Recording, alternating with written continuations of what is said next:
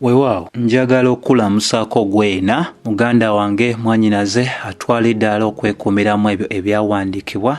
Neebaza Katonda olw'obulamu bwo olwa famire yo wamu n'olw'emirimu egy'emikono gyo nga bulijjo amaanyi amazima Kenneth. Ng'era olunaku olwo njagala tugende maaso n'okuba nga tweyongerayo okwaga amasomo ge twatandikako emyezi ng'ebiri emabega nga tutunuulira ebintu ebyo Katonda byateesa edda okubeera nga bibeerawo ku nsonga ekwata ku bulokozi bwaffe. So olunaku olwaleero njagala tubeere nga tweyongerayo nga tetutunuulira ne ku guno omutwe kubanga mukulu nnyo okubanga gukwataganya ebintu eby'enjawulo bye twogedde mu masomo ag'enjawulo. Era olunaku olwo njagala tutunuulire ku kye tuyita enteekateeka ey'obulokozi bwaffe. Mufunze kiki bwe tuba twogera ku bulokozi bwaffe, ki Katonda kyateesa okubanga kye kisooka ate kye kiddiri ekisooka, ekyokusatu n'ekyokuna. So byebyo ebintu bye njagala tubeere nga tutunuulira, era omutwe guno gwe tugenda otunuulirako mu Luzungu gwe tuyita the order of salvation, ate mu Lulatino tukiyita ordo salutis, ate mu lulimi olutheologia kye tuyita the golden chain of redemption, oba mufunze kye tusobola okuba nga tuyita olujegere olwa zaabu eri obununuzi bwaffe. So ensonga eno njagala tubeere nga tumanyira ddala nti eragibwa mu kitabo oba mu bbaluwa eyawandiikibwa Abaluumi, era ensonga eno etandikira ddala mu ssuula ey'omunaana olunyiriri olwa 28 paka ku lunyiriri olwa 3. Naye ku lwa kino kye tugenda okuba nga tutunuulira, Mukama bw'abakkiriza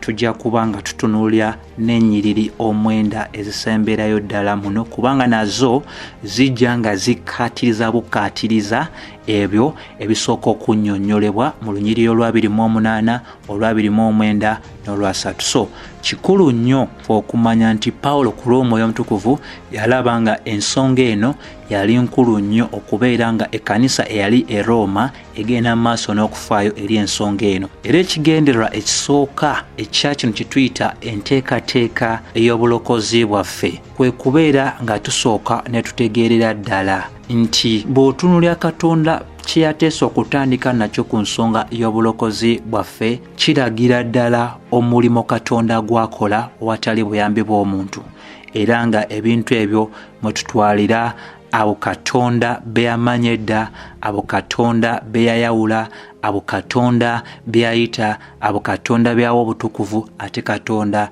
be yafuula nga bakitiibwa. Ensonga ey'okubiri lwaki tutunuulira ku guno omutwe kwe kubeera ng'ate tutegeerera ddala obuvo obwa kikino kye tuyita obulokozi bwaffe, nga mwe tutwalidde ensonga y'okusatu okutegeerera ddala omulimu omukulu ennyo ogunnyonnyola buli kyonna ekyatandikira ddala mu kuteesa kwa Katonda paka ku nkomerero gye tuyita ey'obulokozi bwaffe. So tugwandde okutandika nga tusooka okuba nga twekkaanya ennyiriri zino esatu ezisookera ddala. Olwa 28 lutandika bwe luti lugamba, era tumanyi nti eri abo abaagala Katonda era abaayitibwa nga okuteesa kwe bwe kuli, ebintu byonna bibakolera wamu olw'obulungi. Olwa 29 kubanga bwe yamanya edda era yabaawula edda okufaananyizibwa ng'engeri ey'omwana we, abeerenga omubereberye mu booluganda abangi. Olwa 3 era be yayawula edda abo yabayita, era abo be yayita yabawa era obutuukirivu, era be yawa obutuukirivu yabawa abo era ekitiibwa. So ezo ze nnyiriri z'enjagala tusooka okubeera nga tutukola tutya tutunula. Era tumanyi nti eri abo abaagala Katonda ebintu byonna bikola ng'okuteesa kwe bwe kuli. So ekikulu eky'okutandika nakyo wano okubanga tufaayo eri kyo kwe kutegeera nti ekigambo kino ekiyitibwa era tumanyi kye kigambo kye kimu ekinyweza oba ekigambo kye tusobola okugamba nti kye kigambo ekikozesebwa abo ab'omu nnyumba y'emu. Tuyita ab'omu nnyumba y'emu be bantu abayitibwa abakkiriza. Abantu abayitibwa abakkiriza nti waliwo okumanya abakkiriza kwe bafuna okuva mu nkolagana yaabwe ne Katonda nga bamanyi ki kyajja okuba ng'akola ki ng'akola era byonna ebiyinza okuba nga bibatuuseeko balina obwesige nti Katonda alina ensonga lwaki ababiganyiza okubeerawo. So bwe twogera nti ebintu byonna bikola ku lw'obulungi obwabo, ensonga eyo enywereza ddala obukakafu obw'ekitiibwa abakkiriza bwe balina ku lw'oyo eyakola ki eyabayita, ate kubanga okuyitibwa kwabwe kwazimbibwa ku kuteesa okulungi okwa Katonda oyo yabayita, ensonga lwaki ebintu byonna bikola ku lw'obulungi obwabo, oba mitawaana, kunyigirizibwa, mbeera eno oba eri oba kubonaabona, ebintu byonna bikola ku lw'obulungi obwabo abaagala Katonda. Ekibuuzo ekikulu awo, lwaki abantu abo tugamba nti baagala Katonda? Bayibuli etulaga mu Yokaana 1:10 nti tumwagala kubanga ye yasooka okutwagala. Ekitegeeza nti teriiyo muntu yenna Katonda nga tasoose muzuukusa mu kufa kwe asobola okwagala Katonda n'ebintu ebyo bwa Katonda. Abaagala Katonda n'ebintu ebyo bwa Katonda be Katonda be yazuukiza oba be yagolokosa okuva mu kufiira kwabwe mu bibi. Era bwe tubeera nga tumaze okuzaalibwa omulundi ogwokubiri, ensonga lwaki tusobola okwagala Katonda n'ebintu bya Katonda. Bw'otunulira olw'abirimu lugamba kubanga bwe yamanya edda era yabaawula. Ngeri emu tusogamba bwe yamanya edda era yabaawula. Kati awaliwo ensonga enkulu eyabo bwe yamanya edda ng'egwanidde okuba ng'etegeereka. Bwe twogera ku abo bwe yamanya edda, be bantu be bamu be tulabye mu lunyiriri olw'okumeka, abo abaagala Katonda. Era abantu abo be bamu abasongebwako wano mu lunyiriri olw'okumeka olw'29 abayitibwa be yamanya edda. Tusobola okugamba abantu bano ekibaafuula nti ekibawula ku balala nti Katonda yabamanya edda. Ekyokuba ekyosobola okulaba mu lunyiriri luno olw'29 kwe kubeera nti abo bonna Katonda be yamanya edda, be yamanya edda. Ekigambo kye tuyita okumanya edda kyekigambo kyekimu ekitegeereza ddala nti okuviira ddala mu mirembe n'emirembe nga ebintu byonna tebinnabaawo, Katonda alinako abalonde be, manya enfaanana yaabwe mu ndowooza ye nga tannaba kuba nga batonda. Tetusobola okugamba nti Katonda teyalonda bulonzi bantu batalinako kyonna kyali amanyi. Bw'aba mazima Keeni byonna ebinkwatako nga tisinnaba kutondebwa, Katonda yakola ki? Byonna yayina ekifaananyi kyabyo nti Keeni njagala afaanana atya, abeere ng'avaawa n'ebintu eby'engeri ng'eyo. Ekyo kye kimufuula Katonda mu mawanga amangi ge tulina mu nsi, mu bantu enkumulitu be tulina mu nsi ez'enjawulo nga tebalina enfaanana za njawulo, bonna abo nga tebannaba kuba nga bazaalibwa. Buli muntu yenna gw'olaba endabika ye n'enkula ye, bonna Katonda yateesa enfaanana yaabwe. Naye ku lw'ensonga ya kino kye twogerako ey'abo be yamanya edda, tugambye nti mu mirembe n'emirembe ng'ebintu byonna tebinnabaawo, abo abalonde ba Katonda, Katonda yalina ekifaananyi kyabwe mu ndowooza ye nga tannaba kuba ng'akola ki? Ng'abatonda. So tusobola era okugamba nti bwe twogera ku nsonga ey'abo be yamanya edda, era tusobola okutegeeza abo abaagalwa ba Katonda oba Katonda be yayagala nga n'ensi tennaba kubeera ng'ekola ki? Ebeerawo.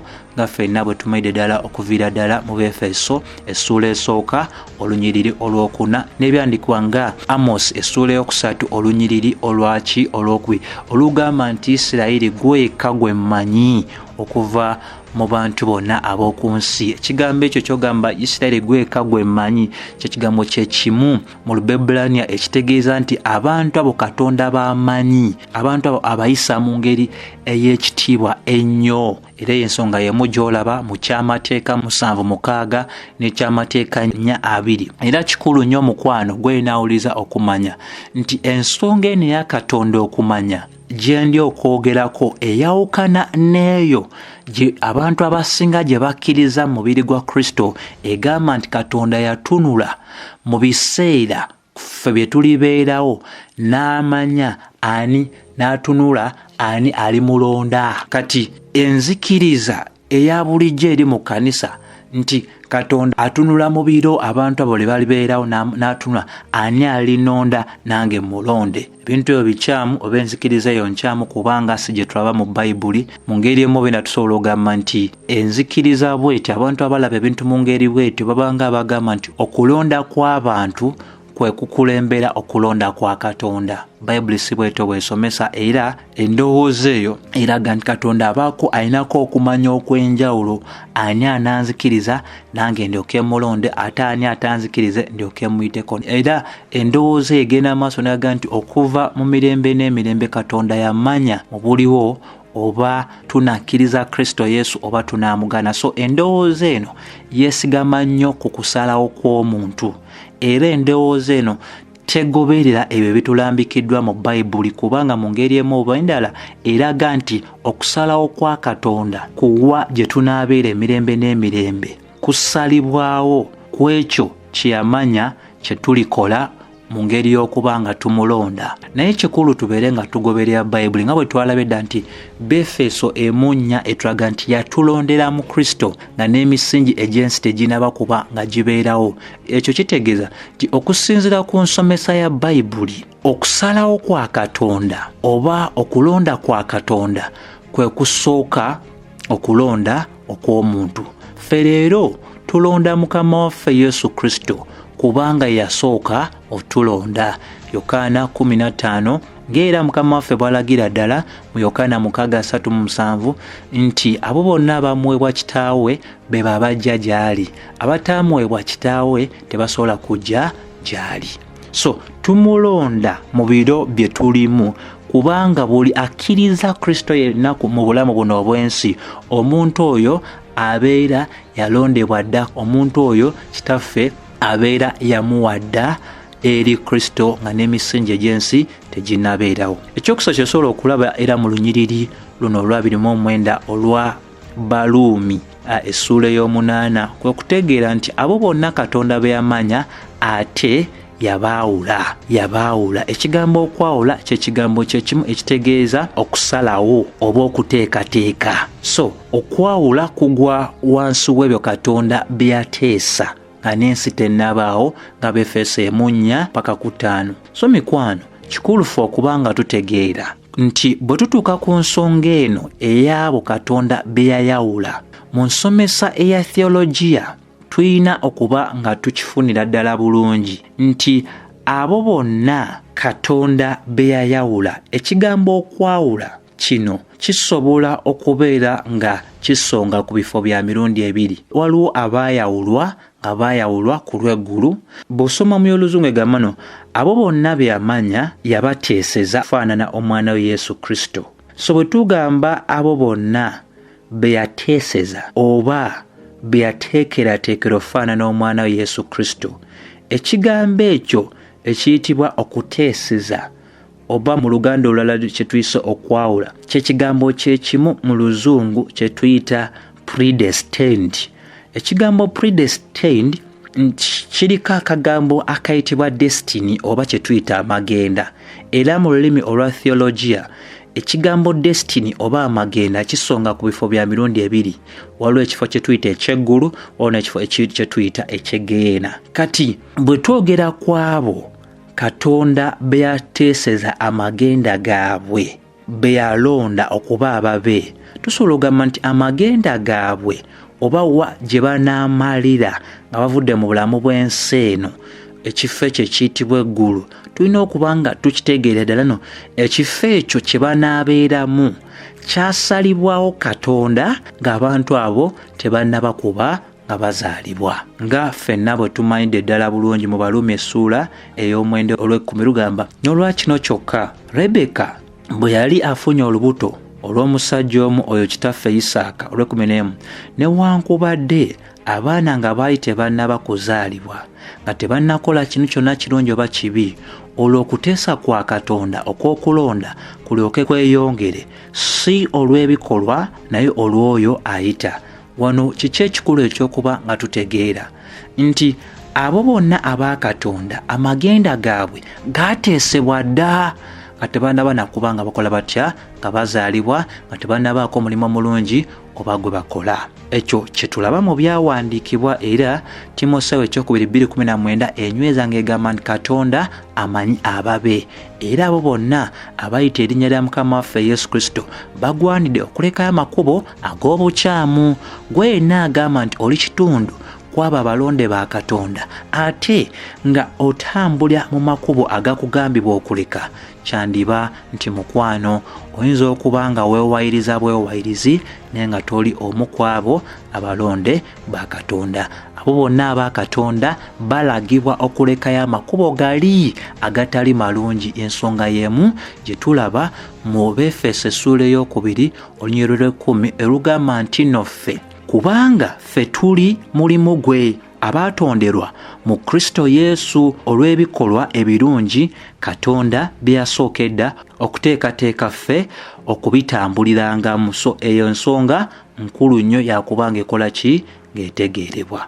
So wano wennyini wenjagala era tube nga tutegeerera ddala nti engeri endala gye tusobola okwogera ku nsonga eno ey'amagenda agaateesebwa edda Mukama Katonda ffe kwe kugamba nti okuvira ddala mu biro eby'emirembe n'emirembe nga twete tunnaba kubaawo, Katonda yasalawo okubaako abantu abamu beyeerokolera era abalala okubaleka mu kuzikirira, nga abaleka okugoberera ebiva mu kwonoona kwabwe era n'okuba nga basuulibwa mu kifo ekyokulaba obujiji oba okubonaabona. So ku lw'ensonga eyo tugenda okujjukira nti bino ebyogeddwa bikkiriziganya wamu n'omwami omu ku batheologia abalo mu kyasa ekye-15 ayitibwa John Calvin, nga naye bwe yagenda maaso n'okuba nga agamba nti Katonda bwe yateesa edda okulaga ekitiibwa kye n'ebyo ebinnyonnyola kikyali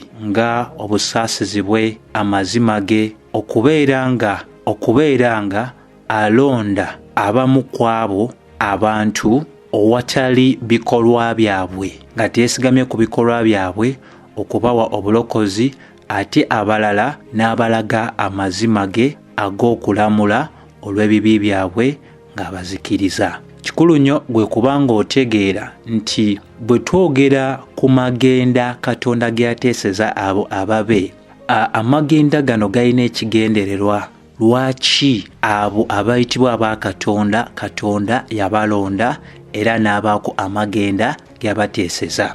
Bw'otunuulya ekitabo eky'Abaluumi essuula eya 28 olunyiriri olw'okumeka olwa29 lulaga nti kubanga be yamanya edda yabaawula edda okufaananyizibwa n'engeri ey'omwana we. Ekigendererwa lwaki abantu abamu, abantu bano aba Katonda balina amagenda agabalondebwa, ekigendererwa kyakuba nga bafaananyizibwa ng'omwana wa Katonda. Ensonga eno y'emu esobola okutegeeza nti ffe okubeera nga tutambula ffenna abalokoddwa nga tugoberera obulamu obwa Mukama waffe Yesu Kristo mu ngeri y'ebikolwa byaffe, mu kubonaabona kwaffe, mu kukola kwaffe obulungi, okuba abagumiikiriza, okubeera abakkakkamu, nti omuntu atambuliramu ebyo ebintu wammanga aba alaga nti agobera Mukama waffe Yesu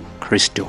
Era tugwanidde okujjukira nti ffe kaakano twafuuka abaana ba Katonda olw'omulimu ogwa Mukama waffe Yesu Kristo gwe yakola ku musaalaba, era Mukama waffe ye mubereberye mu booluganda abangi. Ekitegeeza nti bwe yamala okuzuukira yagenda mu maaso n'okuteekebwako engule, era yateekebwako engule ey'ekitiibwa, era olunaku luli bw'aligenda mu maaso n'okulabisibwa, naffe tunaabeera nga tufaanana nga ye, nga Yokaana 3:2 bwe lunywereza ddala obulungi. Ne bwe tugenda ate mu lunywerero lwa 30 mu ssuula eno ey'omunaana ey'Abaluumi lulaga era abo be yayawula edda, abo era yabayita, era abo be yayita yabawa abo era obutuukirivu, era abo be yawa obutuukirivu yabawa abo era ekitiibwa. Kati so wano we wali olujegere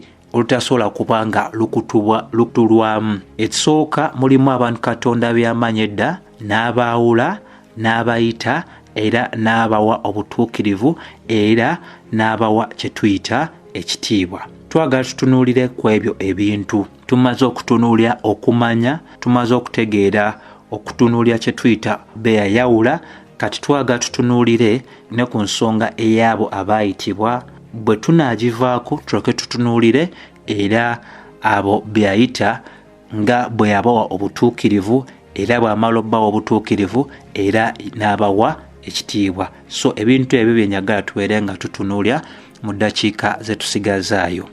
So kikulu ffe okubanga tutegeera nti kubanga ebintu bino ebitulagiddwa mu ssuula ey'omunaana olunyiriri olwa 29 paka olwa 3 biri mu ngeri ya lujegere. Nga bw'omanyi nti bwe twogera ku lujegere lukolebwa ennyingo ez'enjawulo era buli nnyingo eyo ekwatagana ne ginne waayo, ng'era ekigendererwa ky'okubeera nga olujegere lukuumibwa nga luli mu bumu. Ensonga lwaki ensonga eno ey'Abalumi 8:28 paka 3 batheologia bagiyita nga bwe bakola ki, bwe bagiyita nti byonna bye tulaba wano biraga omulimo Katonda gwakola okuviira ddala ku ntandikwa paka ku nkomerero. Naye kikulu nnyo ffe ate era okutegeera nti abo be yamanya Katonda be yamanya era yabaawula, era abo be yayawula era yabayita. Kati wano kino nakyo ogwanidde okitegeera tewaliwo omu kwabo ali ekitundu kwabo abaayawulwa n'amagenda gaabwe ne gasalibwawo Katonda gwe yayita ate n'atasobola kubanga akola ki, ayanukula oba ng'ajja. Bonna Katonda byayita bajja, era bwe bajja tebajja mu mbeera etali ya kyeyagalire, bajja mu mbeera eya kyeyagalire nga Zabbuli 10:10 olwokusatu bwenywereza ddala, ng'era Yokaana 6:3-7 paka 3:9 nayo bwenywereza ddala nti abo bonna abaweebwa Mukama waffe Yesu Kristo teri n'omu ku bo alemererwa kujja, naye abataweebwa Mukama waffe Yesu Kristo balemererwa. Abo abataweebwa Mukama waffe Yesu Kristo tebasobola kujja ku lwabwe. Lwaki? Tebalina busobozi bujja. Lwaki? Okusalawo kwabwe kwonna kwesigamye ku kikula kyabwe eky'obwonoonyi. Bwe basalawo basalawo ebyo ebigoberera ekikula kyabwe eky'obwonoonyi. So kye tugwanda okumanya wano ti bwe twogera ku nsonga ey'abo Katonda byayita, okuyita kuno njagalako ate nkunnyonnyolebwe nti mu kuteesa kwa Katonda mu mirembe n'emirembe bw'abanga ayinako abantu be yalonda n'ateesa amagenda gaabwe, oluganda olulala lukweseza n'abaawula, abo bonna be yayawula ng'ensi tennabaawo nga tewaliwo kino kyonna kyali kitondeddwa. Jjukira baanukula eri ekyo Katonda kyateesa edda ng'ensi tennaba kubaawo mu ngeri emu, engeri eyo gye tuyita ey'okubuulira enjiri, kubanga nabo jjukira boonoonyi. Kati kye tuyita okuyita nti yabayita be yayawula, yabayita abayita atya? Abayita nga yeeyambisa enjiri. Ensonga lwaki Balumi 16 Pawulo agamba enjiri temukwasa nsonyi, kubanga enjiri ge maanyi ga Kristo agaleeta omuyudaaya n'atali muyudaaya. Ensonga lwaki Matayo 28:19 paka 2 etulagira ogenda mu nsi yonna okubuulira enjiri wamu n'okola abayigirizwa. Ensonga lwaki Timoseewo 2:9 paka 10 Pawulo agamba mbonaabona ebintu byonna ku lwabo abalonde ba Katonda. Ensonga lwaki Balumi 10:14 paka 17 eraga nti banaayanukula batya ng'omuntu abuulira tatumiddwa. Ensonga lwaki kiryanga bwe so bwe twogera ku nsonga eno ey'okuyita kwa Katonda oba abo be yayita, okuyita kuno kuyina enjuyi bbiri. Oluuyi olusooka lwe tuyita olw'obweru olugenda eri abantu bonna. Bwe twogera ku luuyi olusooka okubanga lugenda eri abantu bonna, tutegeeza nti enjiri bw'eba ebuulibwa, enjiri tesosola muntu yenna, ebuulibwa abo bonna, buli muntu yenna. Naye ekirala kye tugenda okutegeera nti ekitundu ekyoku kino kye tuyita okuyita okw'omunda, nti obukulu bw'ensonga bwe buno. Waliwo engeri okuyita okw'obweru n'okw'omunda bwe bikwataganamu. Okuyita okw'ebweru kuyina engeri gye kukwatagana n'okuyita okw'omunda. mu ngeri etya? Kubanga okuyita okw'omunda tekusobola kubeerawo ng'okuyita okw'owabweru tekubaddeewo. Mu ebyo kikyengezaako otegeeza nti enjiri bw'eba ebuulibwa nga twogera ku kuyita okw'owabweru eraga oba egenda eri buli muntu yenna, era buli muntu yenna agiwulira, buli muntu yenna n'amanyisibwa ku Kristo Yesu. Naye si buli awulira enjiri eya Mukama waffe Yesu Kristo ayanukula mu ngeri ey'obulungi mu kubanga afuuka omukkiriza. Nga ffenna bwe tumanyi Matayo 20:14 eraga nti bangi bayitiddwa naye abalonde be batono, ng'era n'ebikola batume 17:3 bweraga nti kaakano ebiro eby'obutamanya Katonda yabiyitako, kaakano alagira abantu bonna okwenenya. Ekyo kikulu kyategeera nti bwe tuba tubuulira enjiri tubuulira abantu bonna, naye kye tutagwande kuyisaako maaso y'ensonga eno nti si buli awulira enjiri ayanukula mu ngeri y'obulungi n'afuuka omukkiriza. Lwaki? Kikulu kyategeera kino nti ebiseera ebisinga enjiri egwa ku matu agaabo abalyanga bakigala. Lwaki balyanga bakigala tebaanukula eri kuyita kwa njiri? Lwaki? Terina omu ku ffe kuyita mu busobozi bwaffe asobola okuba ng'ayita omuntu mu ngeri eri ey'omunda. Newankubadde tusobola okukozesa ebigambo nga birungi nnyo, nga bisuufu nnyo, ne biyingira ne mu mutima gw'omuntu, naye tetusobola kubeera okuyita mu maanyi gaffe nga tukyusa omuntu yenna. Naye okuyitamu enjiri ebuulibwa, Katonda yekka yasobola okuyita omuntu mu ngeri eri ey'omunda etuukira ddala mu bifo biri ebyekyama eby'omutima ogw'oyo omuntu, era okuyita okwo kwa Katonda kuleeta enjawulo oba okwanukula okulungi okw'okukkiriza. Lwaki omuntu akkiriza?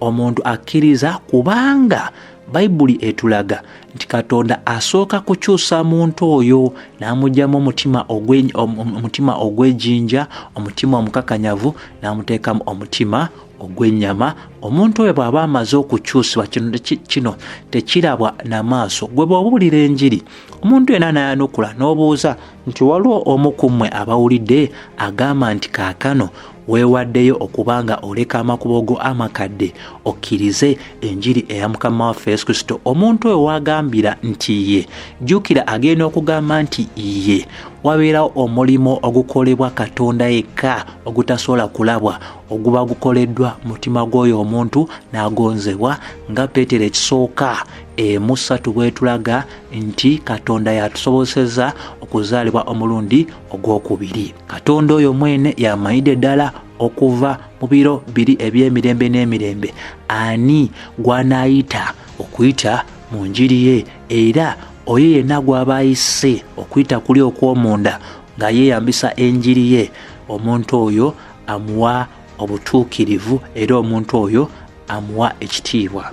Kati wano kikulu okuba nga tutegeera nti eri abo abatakkiririza mu kulonda kwa Katonda okutasalibwawo kye tukoze, n'eri abo abakkiririza mu kulonda kwa Katonda okusalibwawo kiki omuntu kyasooka okuba ng'akola, ffenna tukkiriziganyiza ddala bulungi nti si buli awulira enjiri ayanukula eri okuyita okw'enjiri. Kati wano nawo wakulu wakuba nga tutegeera nti abo bonna aba Katonda okuyita mu bukulu bwe obw'okulonda, abantu abo abayita okuyita mu njiri, era abantu abo n'abasaanyiza, abantu abo n'abawa obutuukirivu. Y'ensonga y'emu etegeeza nti abo bonna Katonda baasaanyiza, abalangirira okuba abatuukirivu abataliiko kyakunenezebwa, ng'ekyo kyonna kyesigamiziddwa ku mulimo gwa Mukama waffe Yesu Kristo, nga Baluumi 5:9 bweragira ddala ne Baluumi 3:24 bweragira ddala. Ate bino nabyo bikulu byakubanga tufaako nti wansi w'ensonga ey'okubanga omuntu asaanyiziddwa obanga alangiriddwa okuba nti mutuukirivu, tulinawo ekyokuba ng'omuntu oyo afuuka omwana wa Katonda. Abo bonna abafuulibwa abaana ba Katonda beebo Katonda baanunudde, nga Yokaana 1:12 bweragira ddala. Era ekyokubiri ekiri wansi w'omuntu okuba nga asaanyiziddwa, ensonga ey'okutukuzibwa. Omuntu oyo okuba nga ayawuddwa okuva eri okwonoona n'ayawulwa eri Kristo n'ekigendererwa ekya Kristo. Okutukuzibwa kuno kuyina enjuyi bbiri. Olumu ku luuyi olw'okuba nti omulimo ogw'okutukuzibwa gwagwa dda nga Bebulaniya 10:12 paka 14 bweragira ddala. Naye ate era waliwo okutukuzibwa okugenda mu maaso oba omukristaayo kwagenda okuba nga atambuliramu oba kwatambuliramu ebbanga lyonna ng'akyali mulamu ku nsi kuno nga yeeyawula ku ebyo ebintu ebitagulumiza Mukama waffe Yesu Kristo.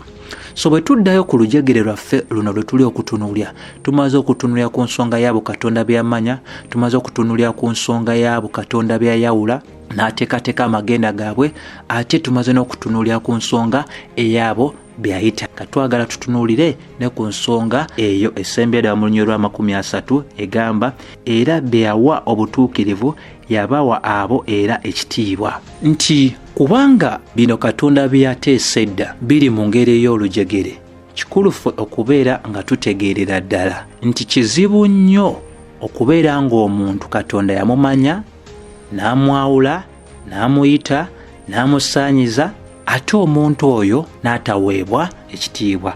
Lwaki? Tutegeera ddala bulungi okuva mu Filipi 1:6 nti Katonda bw'atandika era amaliriza, nti ensonga eno eyogerwako ey'okuba nga abawa abo era ekitiibwa. Ekitiibwa mu nteekateeka ey'obulokozi bwaffe, ekitiibwa kye kisemberayo ddala mu lujegere luno ku nsonga ey'obununuzi Katonda bwe yateekateeka. Naye olunaku olwaleero ojja kuwulira abasomesa abangi ab'obulimba abagenda mu maaso n'okulimba abagoberezi baabwe nga babagamba nti kasita omuntu omala okulokoka pa oweebwa ekitiibwa, era kubanga oweebwa ekitiibwa bagenda maaso n'agamba nti oyo abafuliddwa ow'ekitiibwa tasobola kuddamu kulwala, tasobola kuddamu kuba munaku, tasobola kuddamu kubonaabona, tasobola kufuna mbeera yonna yakusoomoozebwa n'ebirala bingi. N'ekikulu ffe okuba nga tutegeera nti kaakano we twogerera tewali muntu yenna yaweereddwa kitiibwa. Ensonga ey'okuyitibwa ekolebwa mu biro, ensonga ey'okusaanyizibwa nayo ekolebwa mu biro, naye ensonga ey'ekitiibwa yesemberayo ddala mu ekyo Katonda kye yateesa okuba ng'akola ki? Ng'akola. So kikulu ffe okutegeera okubanga omuntu aweebwa ekitiibwa kyeki ate era kitandika ddi.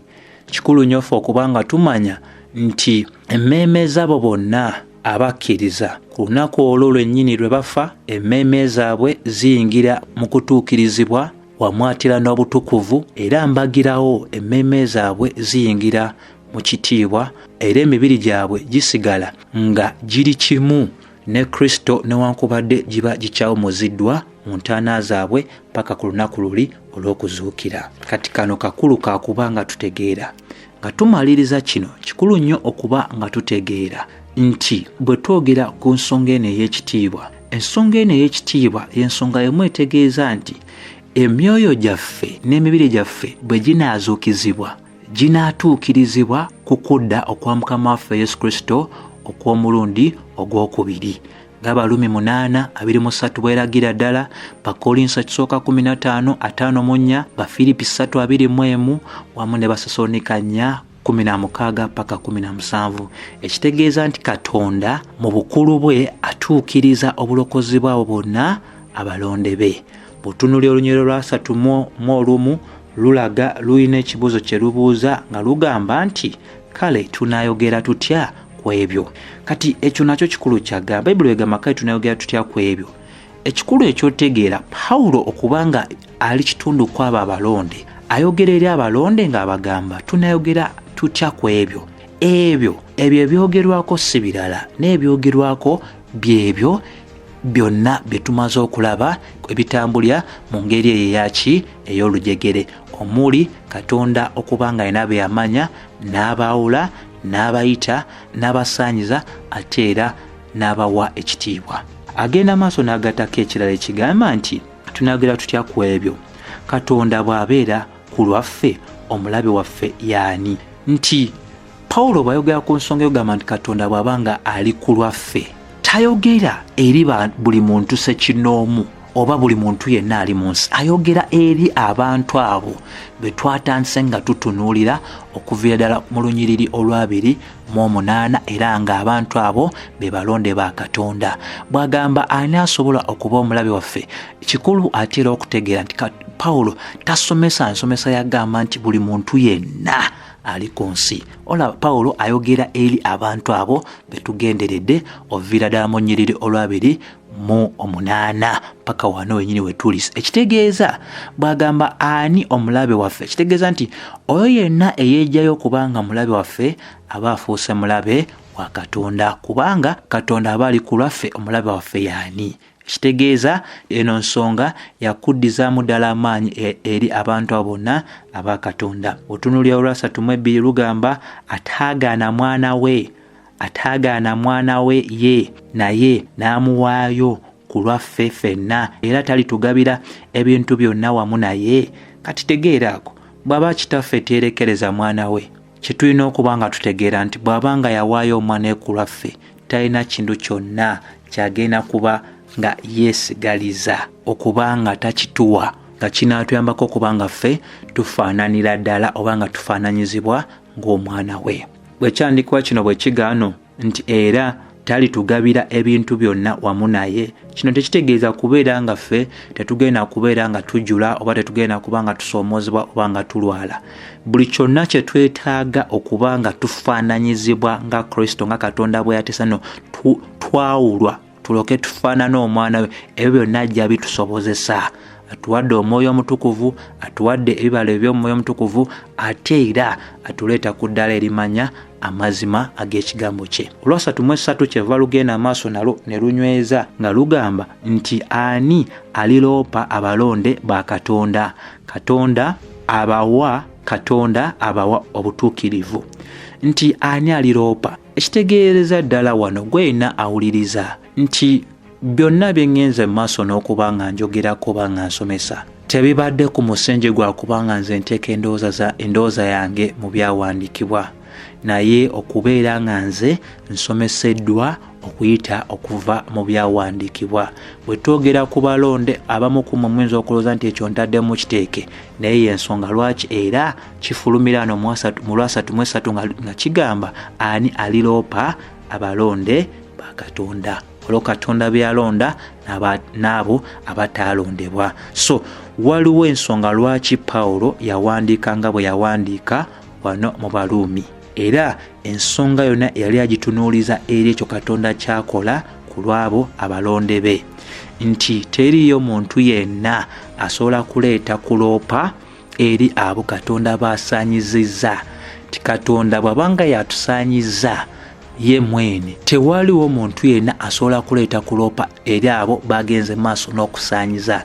Baluumi 8:21 egamba tebaliko musango abo bali mu Kristo Yesu. Osobola n'okwekkaanya ku Bikkulirwa 12 olw'10 paka olw'11 wamu ne Isaaya 5:8 paka olw'9. Nti bw'otunuulira ate olunyiriri olwa-34 lugamba ani alibasalira omusango? Tewali, kuba Katonda yennyini akola ki? Yatusaanyizizza. Olwa-35 ne lunyweza nga lulaga ti ani alitwawula ffe, ani alitwawula mu mukwano gwa Kristo? Kulibeera kubonaabona, kunyigirizibwa, kuyiganyizibwa, oba njala oba bwereere oba mitawaana oba kitala, nga bwe kyawandiikibwa nti tuttibwa olunaku lwonna era tubalibwa ng'endiga ezitwalibwa okusalibwa. Tewali bintu byonna, mu bintu byonna tuli bawanguzi n'okukirawo okuyita Mwoyo yatwagala, era tulina obukakafu nti newankubadde okufa, obulamu, bamalayika, abakulembeze oba ebintu ebyakaakati oba ebirijja oba amaanyi oba obuwanvu oba obuko oba ekintu kyonna mu butonde ekirisobola otwawula okuva mu kwagala kwa Katonda mu Kristo Yesu Mukama waffe. So byebyo mukwano, enkomerero ya bino byonna kwe kutegeera nti Katonda kyonna kyatandika mwesigwa okumaliriza ekyo kyaba atandise, era enkomerero ya byonna Kristo aweebwa ekitiibwa ekikakasiza ddala nti Kristo ye mulokozi atuukiridde, ye mulokozi akola omulimu n'agenda maaso n'ogumaliriza bulungi nnyo nnyini ddala. So ebyo byenjagadde tubeere nga tutegeerera ddala nti byonna bitugenze maaso n'okulaba amasomo gali amala gonna nga twatandikirayo mu ssuula ey'omwenda n'eya11 ey'Abaruumi, byonna omusingi gwabyo yali ssuula ey'omunaana. So buli kyonna kyolaba mu 9-10 kina gye kiva. Waliwo emboozi etambula ng'erina abantu beesongako, emboozi etambula ng'erina abantu beekola ki, beesongako. So nsaba Katonda nga bwali omwesigwa akuyambe nga nange bw'akyagenda ddala okunyamba okuba nga tutegeerera ddala bino ebyawandiikibwa, twezuulire ddala n'okuba nga tutegeera omulimo ogw'enkizo era omusufu gwe yatukolera n'atulondera mu Kristo Yesu ebintu byonna tebinabaawo. Ekitegeeza nti ebbanga lyonna tunaatambulanga nga tugulumiza erinnya lye, nga tukyawa ebyo byakyawa, nga tusembeza wamu n'okweggulirawo ebyo byagamba nti betugwanidde okutambuliramu. Saba ekisa kya Mukama waffe Yesu Kristo kibeere eri mmwe mwenna. Amiina.